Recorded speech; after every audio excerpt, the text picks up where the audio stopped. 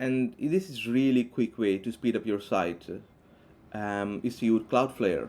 Cloudflare is a CDN, but it offers other services as well. But it's also a CDN. So CDN is the keyword we're talking about here, and yeah, just point your name servers to Cloudflare, and it'll do the rest. It'll cache the pages, and next time the user tries to retrieve the same page, it'll just return that page, and this in turn kind of speeds up your site because the requests are not actually hitting your server anymore.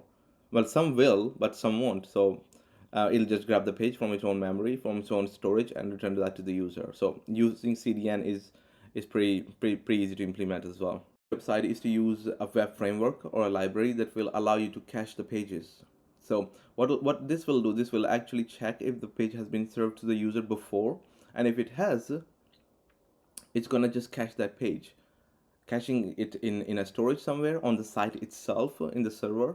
And next time the user tries to retrieve that same page or the same report or something like that, it's going to just look in the storage, find that page, and then return it to the user. So actually it's just like it stores like a blob, or how should you say, it's like a snapshot of the page on the server itself.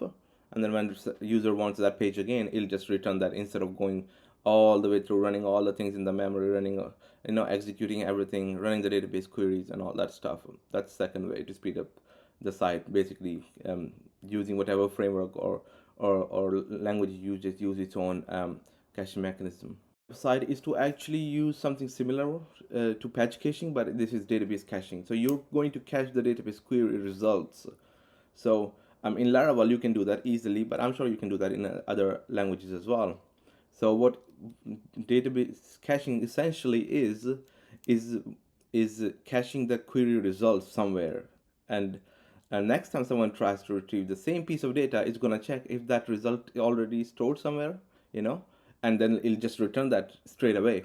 So how this will help? This will kind of prevent the system from rerunning the same queries again and again and again, because a lot of times you have queries that take a long time, SQL queries and whatever else, and because it takes a long time, it's worth caching those queries, and the next time the user wants the same information, the system will just check, has this query been run, executed already? If it has, then you just return that piece of content.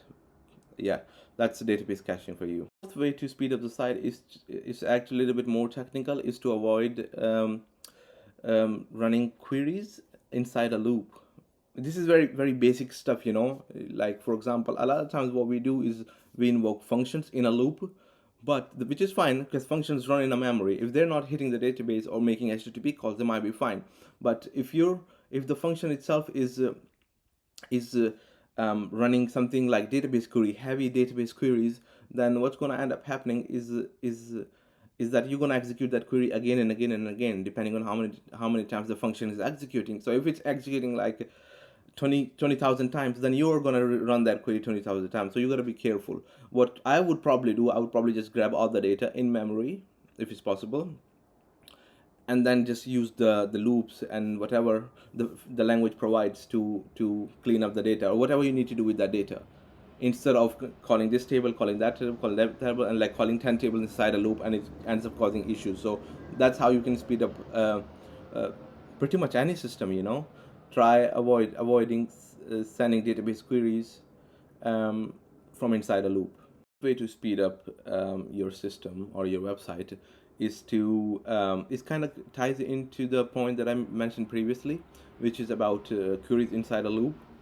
A lot of times you might be fine with queries inside a loop, but what you might not be fine with is when you have to execute the first query, which returns incomplete data. Then because the data is incomplete, you have to execute second and third, and then it just builds on like that.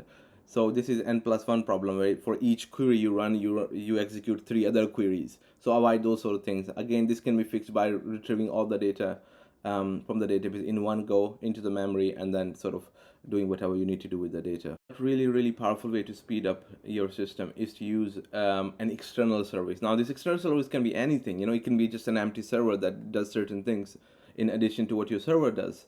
You could use something like Azure Functions. You can use something like Amazon Lambda.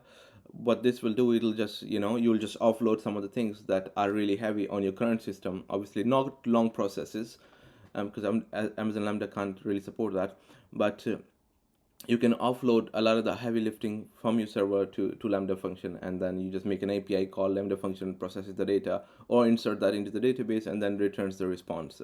So I think Lambda function is pretty powerful when it comes to speeding up the site.